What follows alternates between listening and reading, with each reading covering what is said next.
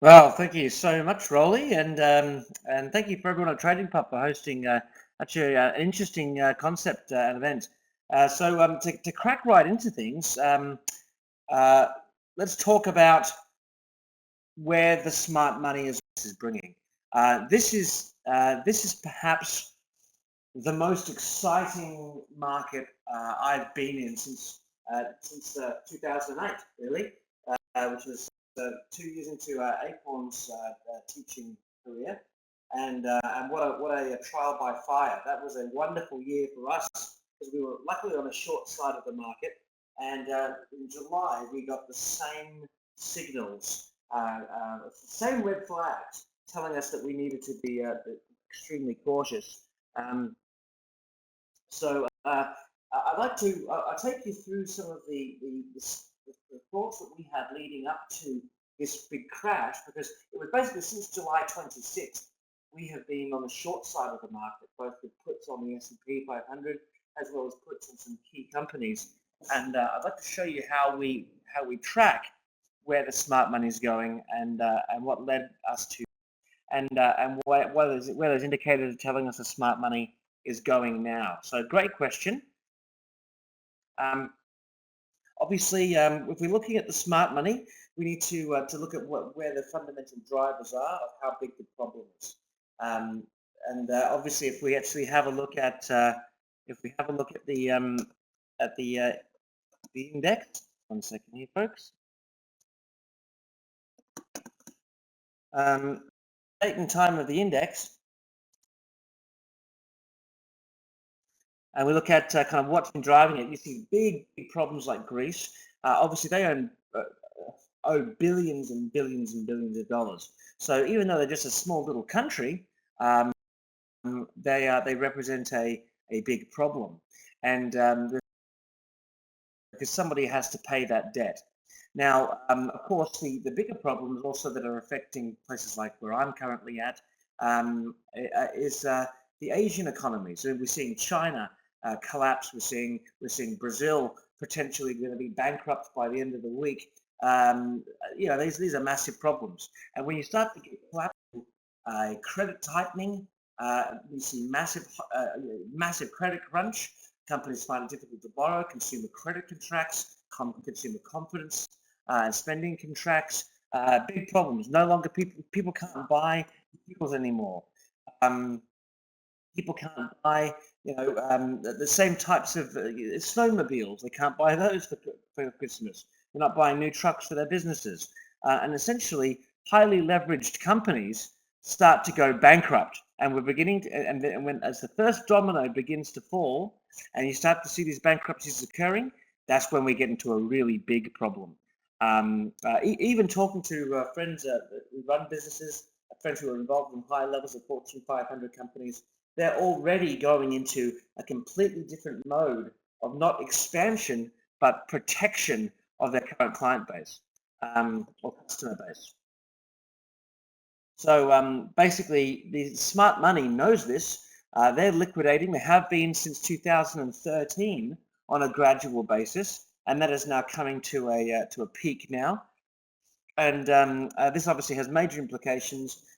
A lot of managed funds, things like that. And so as that occurs, we start to see that the investors and traders no longer accept the heightened risk. And so anything that's a risk on trade becomes a problem. Okay. And the problem is of a massive size. It's $600 trillion estimated. Okay. And the $600 trillion is a huge number.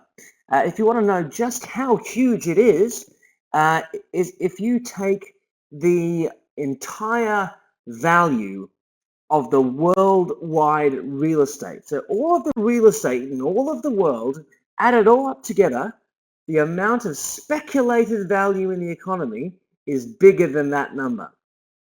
That's how big 600 trillion is. So that's scary, because when that pops, you get problems that could be even worse than what we saw in 2008, 2009.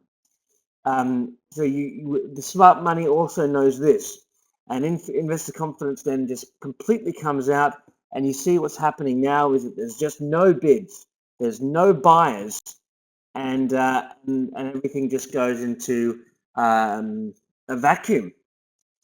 And as I said earlier, companies therefore go into survival mode. Okay, so question, where is the smart money going?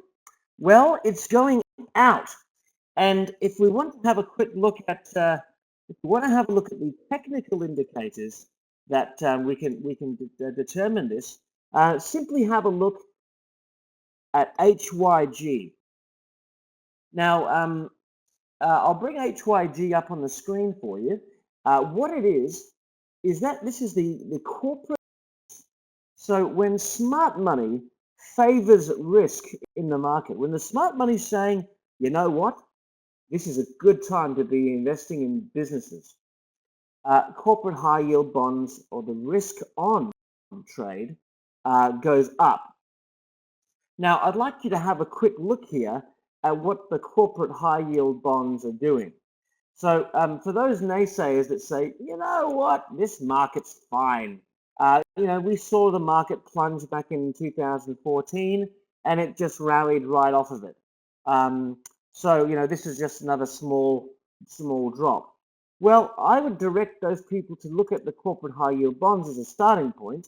If you have a look at the lows that the corporate high yield bonds got to in 2014, they were back at $86. Now, we have not been to those same lows. We have not been to the same lows, yet the corporate high yield bonds have already smashed straight through that support. So where's the smart money going? Well, some of the smartest money are bond traders. And when you see that the bond market is flooding out of the corporate high yield bonds, that is a big indication that something big is brewing. And we are in free fall mode. The market may have had a beautiful rally up where we saw this nice upward channel occurring in the first half of September. But the corporate high yield bonds didn't enjoy any of that. We went straight down. So that's what and if you look at that, that's actually been the same trend. The corporate high yield bonds have been exiting the market ever since quantitative easing began to rear its ugly head back in 2013. Smart money knew that that wasn't a long-term solution. It wasn't sustainable, and you can see the real exodus from the risk-on investment occurring in 2013, and then really peaking and just falling apart since June of last year. So that's what the smart money is doing. There's a lot of other things that we look at as well, such as insider trading, money flow, and so forth. But we'll come back to that depending on how much time we have towards the end. Okay, so the second question that we were asked is, what are the key decisions you make when you are evaluating a stock? Okay, so the key factors that we look at when evaluating a stock is essentially we want to basically go through a checklist. Okay, we want to put together, whenever you're trading a stock, you need to be able to have a quantifiable, repeatable process by which you evaluate a company with. How do most people in the room today evaluate? What are the key things most people here look for? And do people have a common strategy? Because this is really important. But when you sit down and you've got, you know, in this modern day and era, you've got tweeting, stock twits, the news, all those type of things. There's so many places you can get ideas from, that it's how we quantify those ideas that matter. And we have to put them through like a standardized method of a standardized method of being able to make those decisions and say, okay, yes, this idea meets the criteria, or no, it doesn't. Just 1 second, folks. Okay, so one of the first things that I look at is, and the most important, is where is support and resistance. Okay, so let's just bring up some examples here.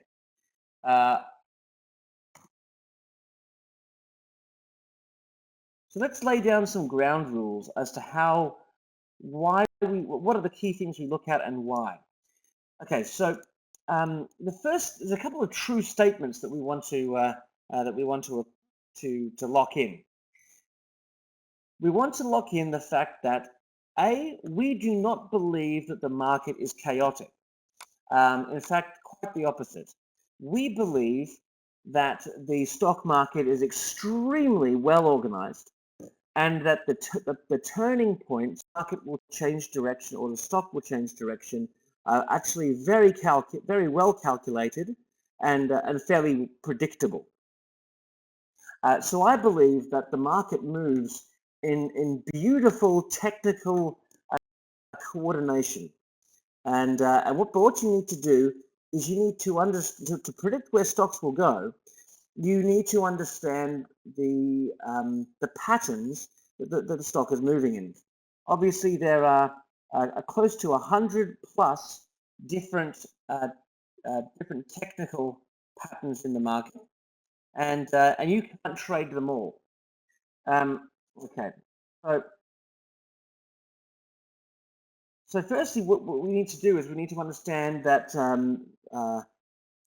these patterns are all built out of different support and resistance systems, and those are things we can define. So we've got horizontal support, trend lines, and moving averages. And it's our belief that a stock will never change direction unless it hits one of those.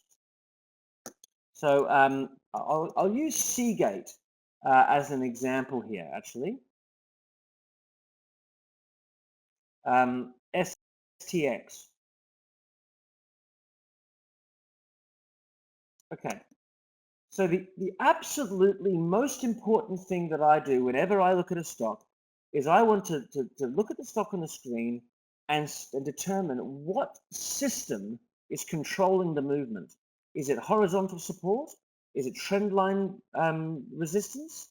Or is it the moving averages? Which of those are in power will tell me what type of stock it is, whether it's oscillating, momentum, or consolidation. So the first thing we do when we look at a stock is we say, okay, is the stock momentum, oscillation, or consolidation? If we look at Seagate, what you'll see here, if you look at these different charts, I'll just delete some of these lines here. And this plays into one of the later questions as to what stocks we're watching and why. If you look at Seagate, and we look at the way that the pattern was moving when we first found it, back here where you can see this vertical line. Okay, right there. When we looked at that, we said, okay, what type of movement is going on? So when you look at the moving averages here, the 9-day, the 5-day, and so forth, of these two black lines, is the stock listening to that at all? No. The stock, Seagate, does not care whatsoever about those moving averages.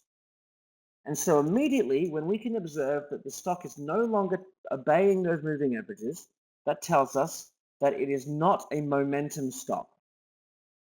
Okay, so we do not need to worry about this upward movement because it is oscillating, bouncing back and forth, not based on the moving averages, but in fact based on trend lines.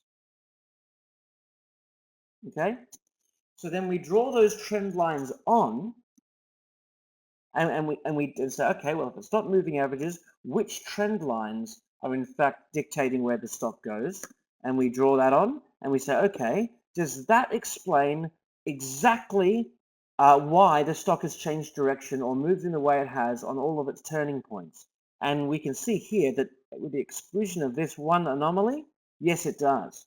It perfectly explains every single time the stock hasn't been able to go further up or further down.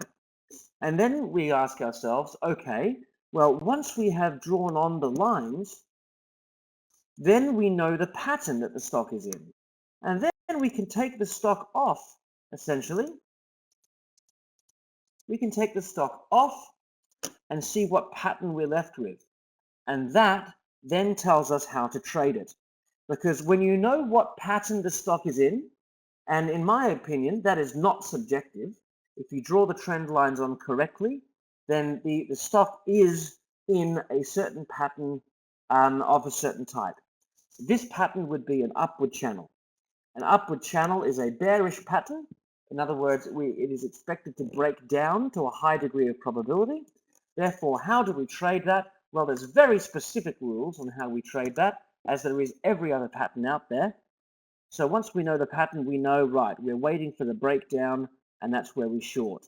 So on Seagate, this is exactly why we looked at the support resistance, looked at the pattern, and then looked at the rules as to how to trade that pattern, which of course is to short as it breaks down.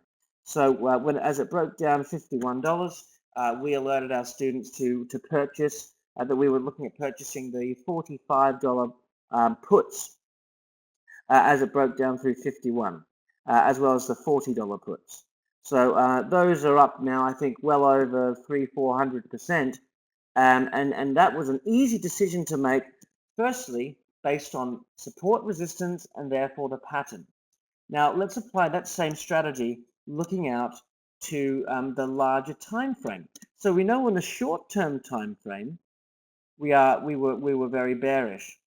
Let's look at the long-term time frame, the macro. If we look at the macro economic picture on Seagate, we actually have a head and shoulders.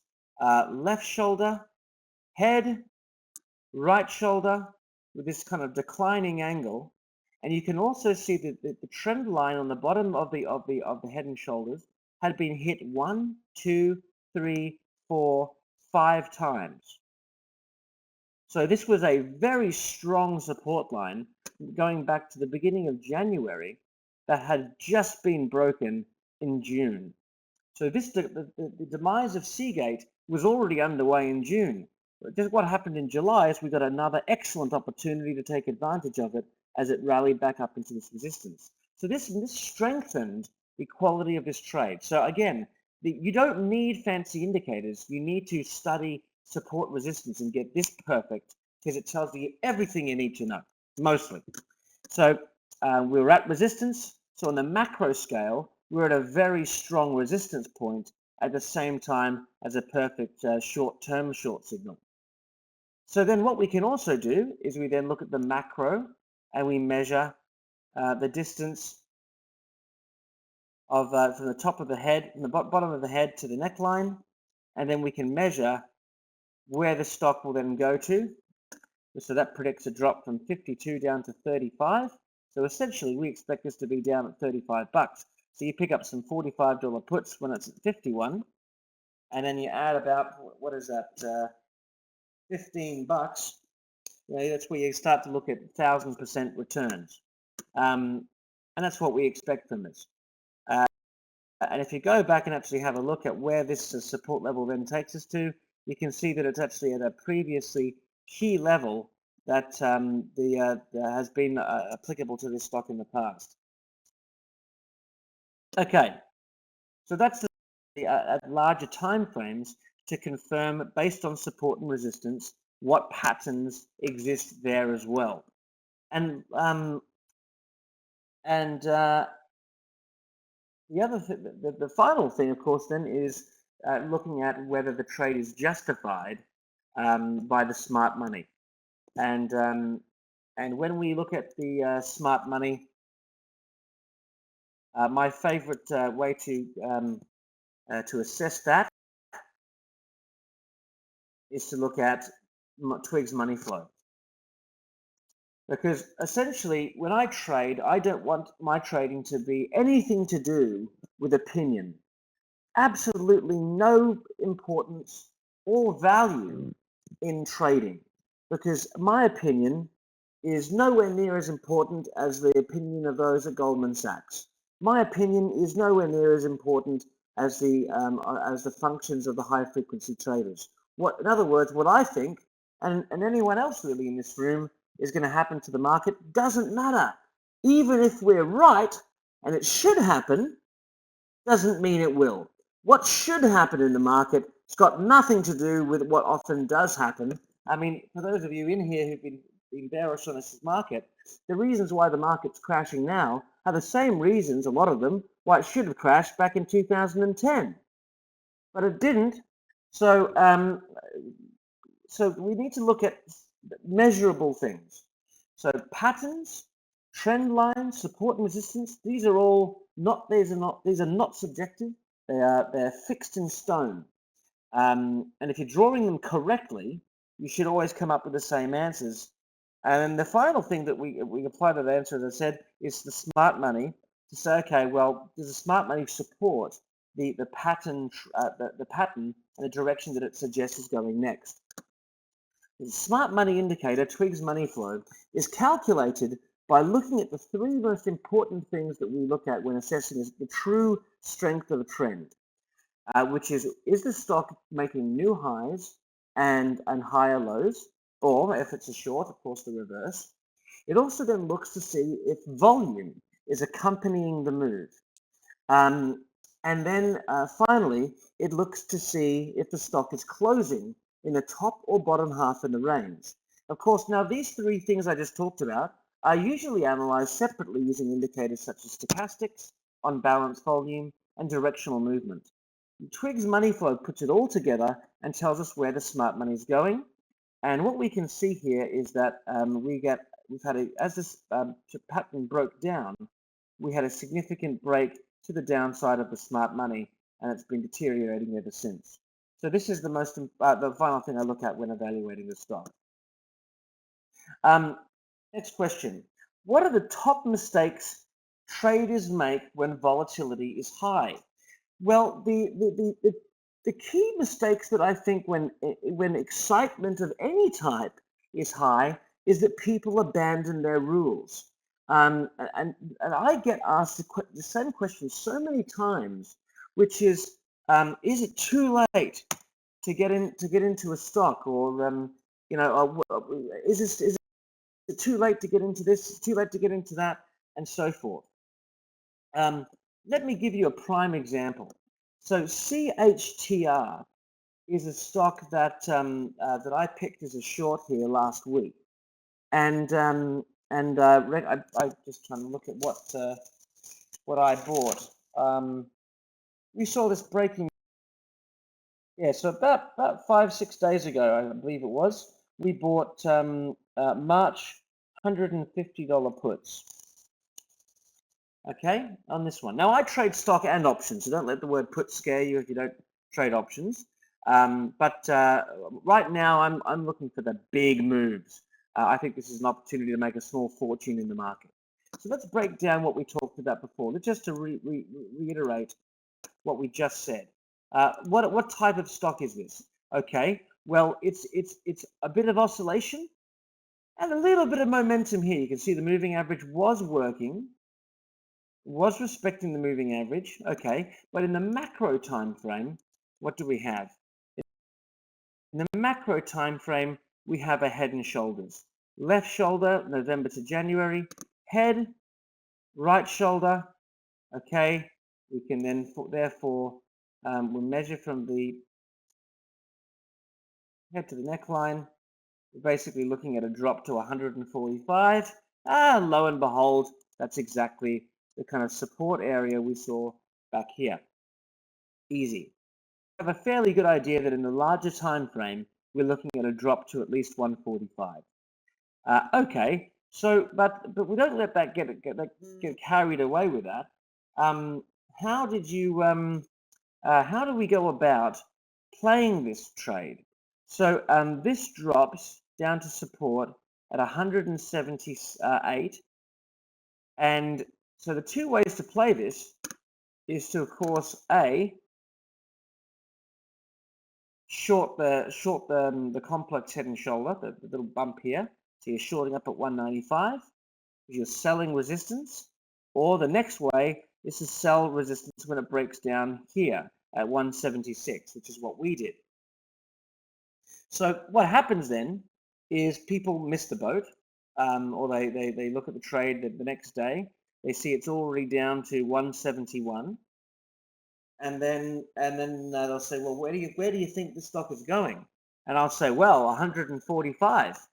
And then they'll say, well, where do you think the S&P 500 is going? And I say, well, probably 1800 to 1740, probably more likely, is where the S&P is going. So they say, wow, 100-point drop in the market? And I said, at least, yeah.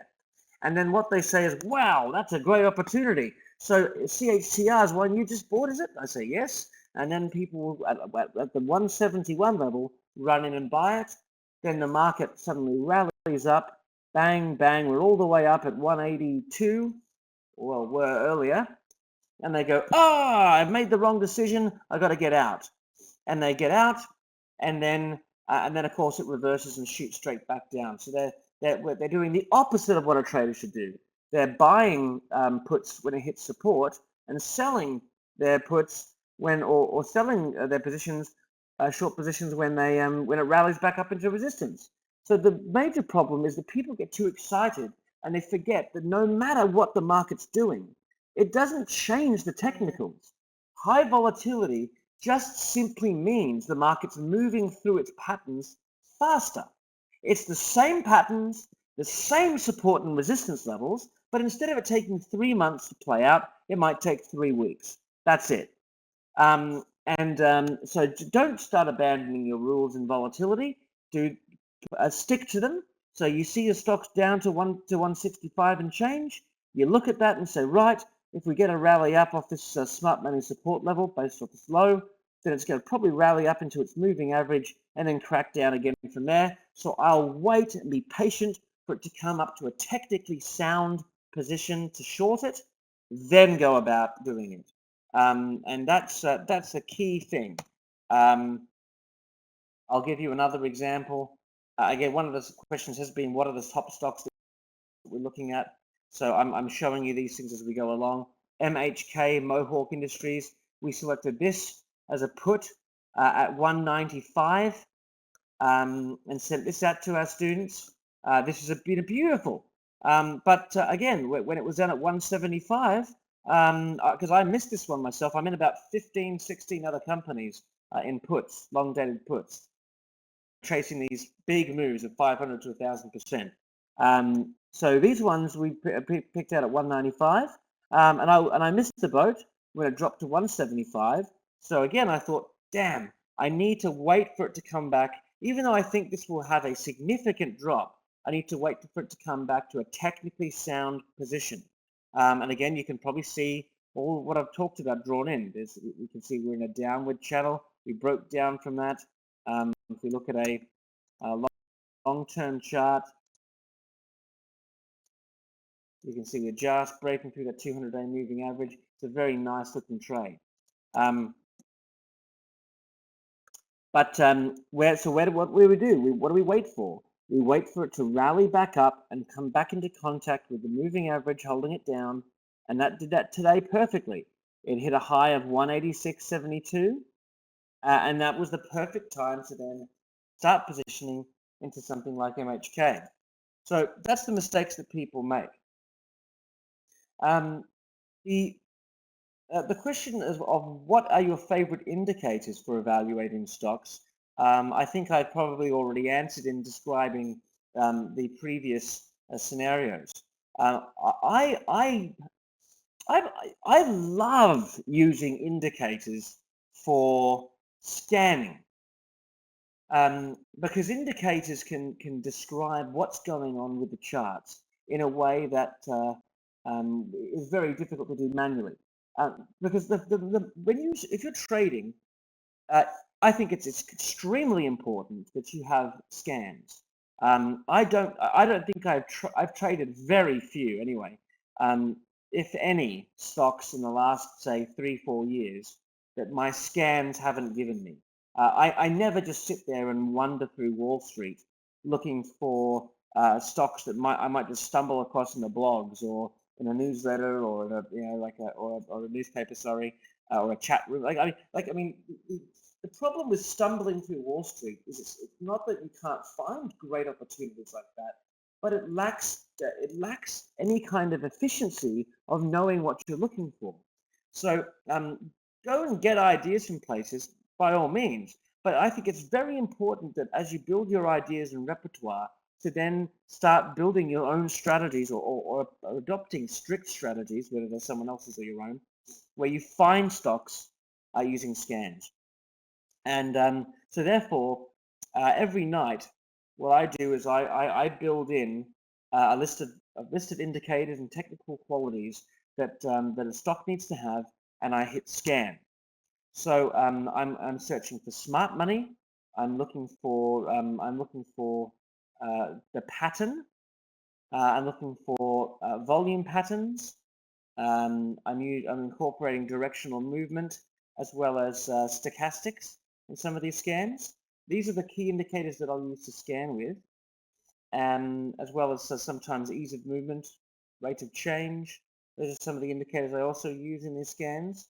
And what those scans will do then is they will analyze every stock in the market and then tell me which maybe 10 stocks each day to look at. Once I have my short list, I don't use indicators anymore. So once I have a list of stocks that are the type of stock I want to trade based on technical qualities or sometimes fundamental qualities, then I will go through that list and only use moving averages, support and resistance, and smart money. That's all I need. If for anyone who follows us on YouTube over the last 3 months, you'll see that about 70 to 80% of the alerts we've been sending out have been doing 50 to 100% on the options in a week. If you want to check that out, you can go to acornwealthcorp.com/YouTube. We publish all of our alerts. Basically, well, the free ones we publish a day after, so you can, or make it public the day after. But you can go back and see we've got an incredible track record, and it's all based on doing just this. So indicators, not my big fan. I think you can do everything you need to by understanding support resistance, understanding what pattern that makes, and understanding therefore how to trade it and what the money flow is doing. Okay, now people can, if you want to, please start asking questions now. We've got about 5 minutes, 6 minutes left. So what I'm going to do is I'm going to run through and talk about the last question, which is what are my top stocks you're following and why.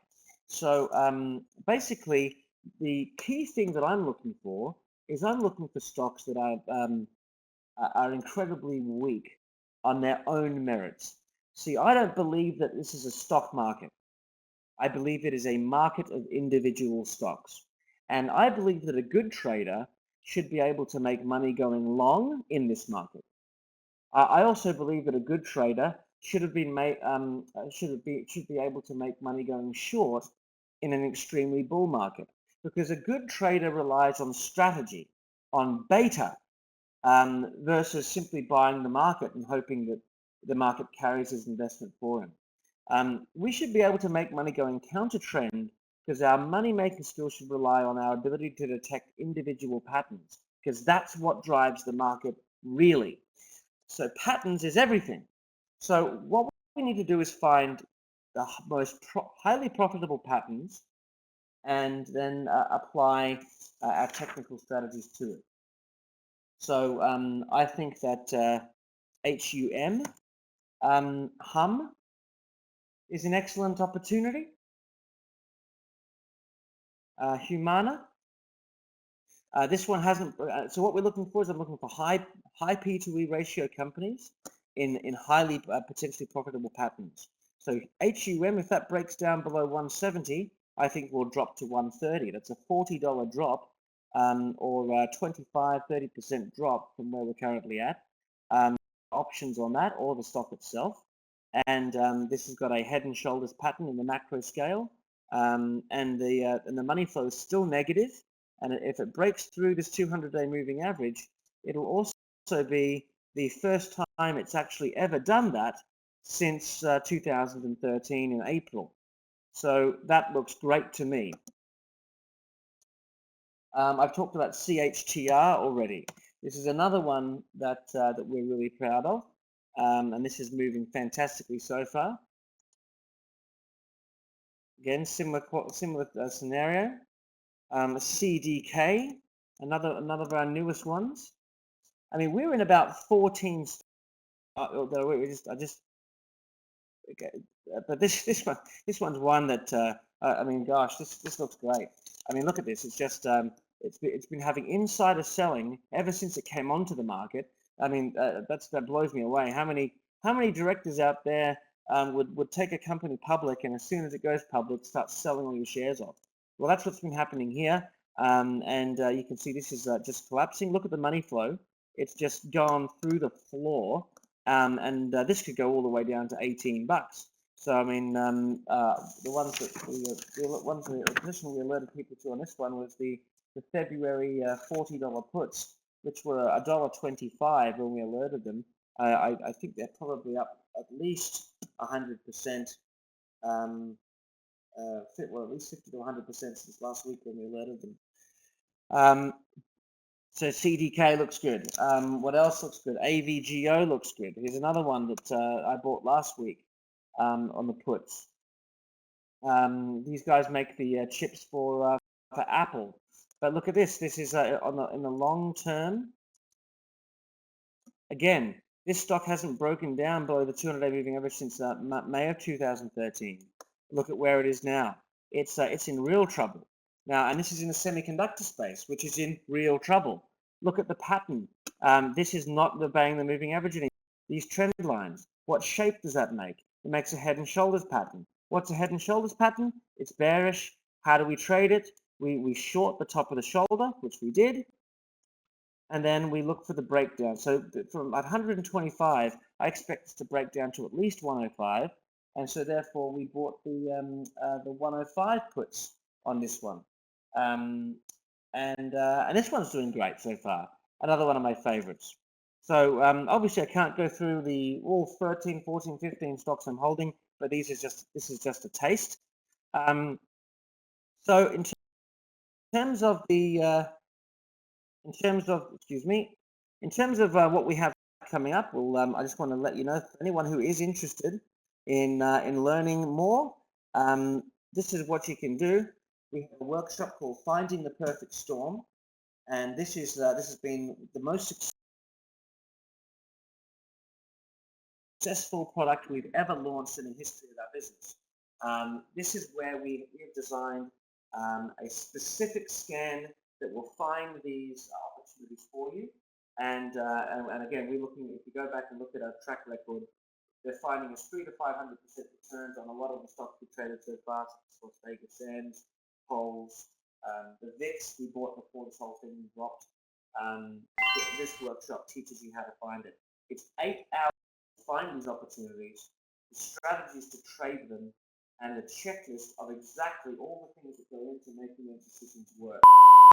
It's acornwealthcorp.com/storm, and you can get all that information on the website. If you have any further questions at all, feel free to drop us an email or shoot us a phone call. So thank you everybody very, very much, and thank you everybody over there at TradingPub. The next speaker, Mark, is a wonderful speaker, and I'm sure he'll have a lot of wonderful things